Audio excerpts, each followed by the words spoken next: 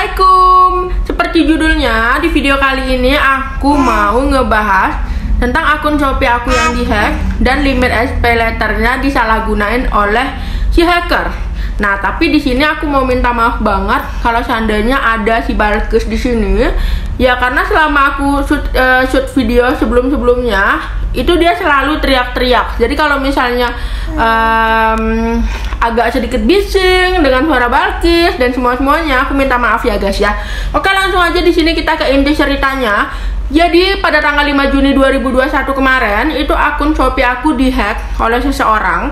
Dia merubah email aku, merubah nomor telepon, dan juga merubah username aku, sehingga aku kesulitan untuk login lagi ke akun aku karena pada saat itu aku terlogout sendiri gitu. Nah, yang parahnya lagi, akun Shopee aku itu dihack tanpa adanya permintaan kode OTP. Jadi nggak ada kode OTP, nggak ada penelpon yang mengatasnamakan Shopee bla bla bla segala macam, itu nggak ada guys. Jadi benar-benar akun aku itu hilang secara misterius gitu loh guys. Nah, jadi singkat cerita, karena aku ada link Shopee aku di akun jualanku, jadi aku klik link itu. Nah, bener aja akun Shopee aku tuh berubah jadi akun jual token palsu, dimana saat itu dia kayak ngadain diskon besar-besaran, dimana token 1 juta dia jual dengan harga 800.000, token 500.000 dia jual 400.000, seperti itulah ceritanya ya kan.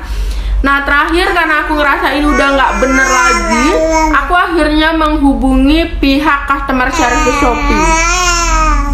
Anaknya mau eksis bun. Aku menghubungi pihak customer service Shopee, dan itu untuk menghubunginya aku hubungi ketiga caranya guys. Yang pertama melalui chat, yang kedua melalui telepon, dan yang ketiga melalui email. Dari ketiga-tiganya itu semuanya jawabannya sama. Mereka meminta nomor telepon yang terdaftar dan juga email yang terdaftar. Jawabannya ketiganya tetap sama. Akun aku belum terdaftar dan juga masih dinyatakan new user kalau misalnya aku mendaftar, seperti itu ya guys. Nah, akhirnya karena jawaban dari ketiga CS-nya sama, di sini aku mempertegas ketiga CS-nya. Terus aku bilang kalau seandainya SP letternya digunain oleh si hacker, pinjamnya digunain oleh si hacker, itu tertagihnya kemana? Karena waktu itu aku ya udahlah ikhlasin aja ya akun Shopee aku, karena saat itu juga nggak ada saldonya juga gitu ya kan. Cuman ya itu tadi SP letter sama pinjamnya itu banyak banget limitnya gitu. Jadi kalau misalnya dipakai sama si hacker itu ya aku takut dong nanti tertagihnya ke aku gitu. Aku jelasin kan ke mas-mas atau si mbaknya. Nah, di sini CS-nya mengatakan kalau akun Shopee-ku itu kalau seandainya SP letternya dipakai, pinjamnya dipakai, itu akan tertagih pada nomor yang terdaftar. Dia akan tertagih pada nomor yang terdaftar. Tapi nyatanya 1 bulan setelah itu, pada tanggal 5 Juli 2021, aku ditelepon oleh pihak penagih SP letter.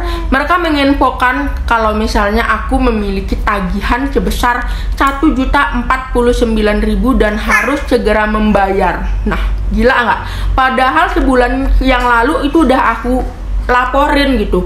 Memang kurangnya aku saat itu aku nggak minta nomor pelaporan guys. Jadi ya nggak bisa aku sebutin. Akhirnya pada tanggal 5 Juli itu ketika mereka minta nomor pelaporannya, aku nggak bisa sebutin ya kan. Terakhir aku hubungi lagi dong pihak customer service-nya. Di situ aku ceritain semuanya lagi seperti aku ceritain kemarin, dan di sini aku tambahin dan limit SP letter saya dipakai oleh si hacker.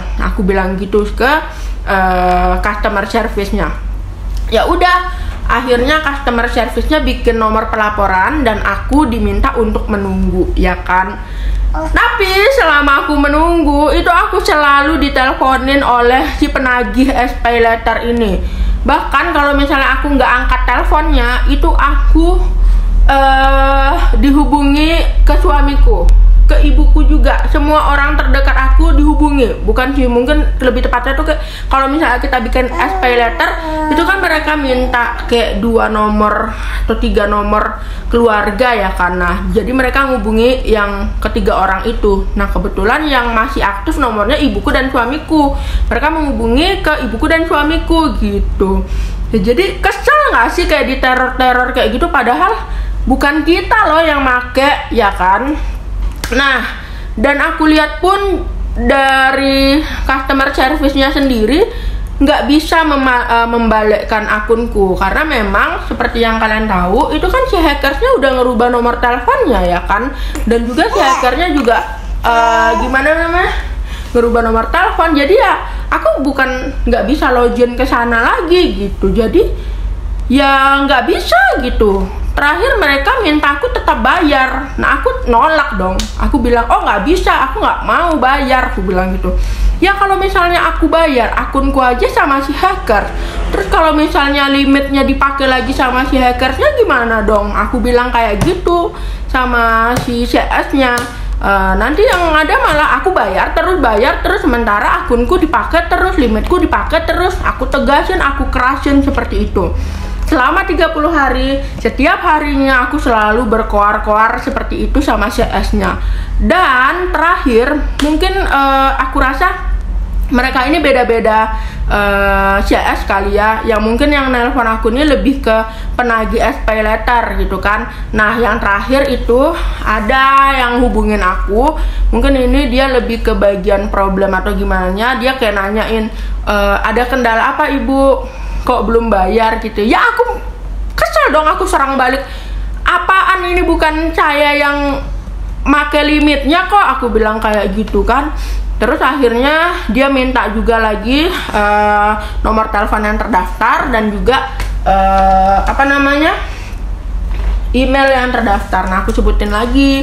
Terus dia juga minta nomor pelaporan. Nah teman-teman sekalian, aku harapin kalau misalnya kalian ngelaporin ke Shopee, jangan lupa untuk selalu minta nomor pelaporan supaya nggak bolak-balik ngejelasinnya gitu.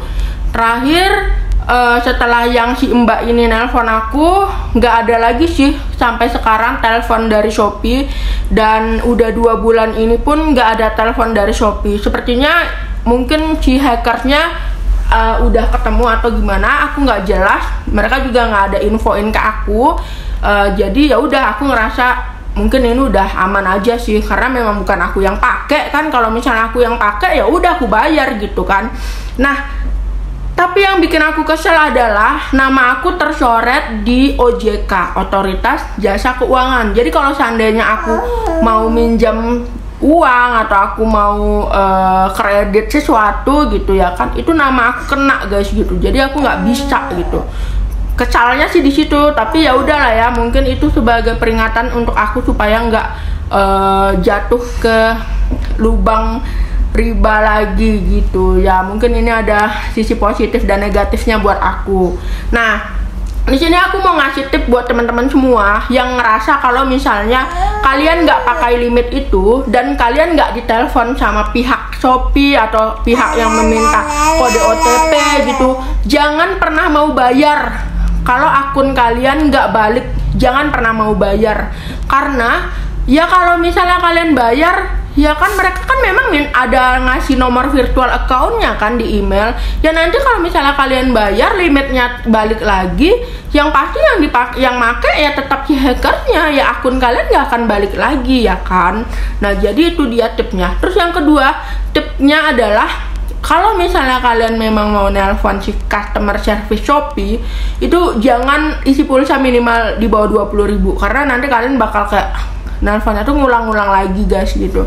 Terus yang ketiga, tegasin aja gitu. Kalau misalnya memang bukan kalian yang pakai, tegasin aja, nggak perlu takut. Kalau misalnya kalian bener, jangan takut gitu loh. Jangan mau bayar lah kayak gitu, biarin aja mereka teror-teror kayak gitu.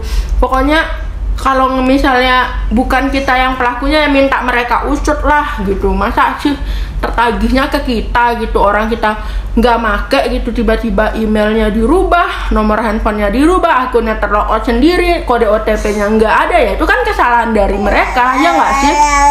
Nah itu dia cerita aku. Jadi masalahku udah selesai dengan pihak Shopee.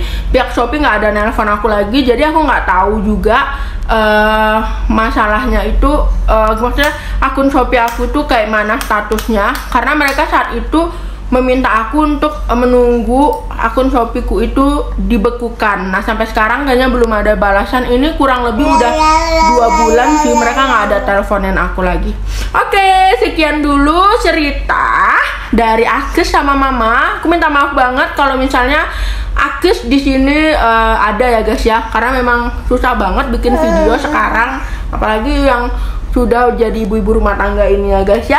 Next aku bakal balik lagi dengan cerita-cerita yang lebih seru. Dan sebelum aku akhirin, aku mau minta kalian subscribe channel YouTube aku. Assalamualaikum warahmatullahi wabarakatuh. Bye bye.